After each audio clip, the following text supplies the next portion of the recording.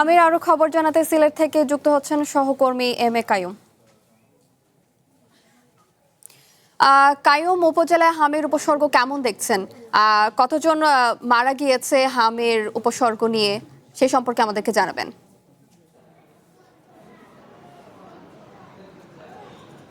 ধন্যবাদ।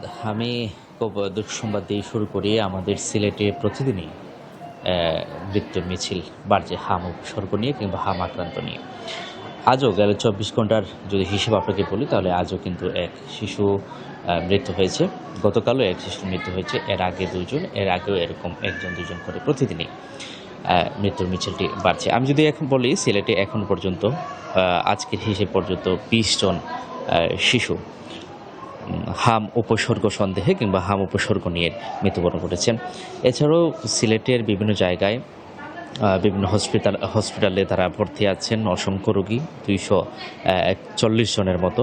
আমি এই মুহূর্তে আছি সিলেট শহীদ শামসুদ্দিন হাসপাতালে, যেখানে সিলেটের এই বিভাগীয় শহরটাকে একটি আইসোলেশন সেন্টার হিসেবে ঘোষণা করা হয়েছে। এছাড়াও আমি যদি সিলেট বিভাগের আরও কিছু তথ্য দিয়ে আপনার মাধ্যমে দর্শকদের জানাই, তাহলে বলতে হবে Sylhet M A Usmani medical college হাসপাতালে ১০ জন রোগী আছেন আইসিইউতে। এছাড়াও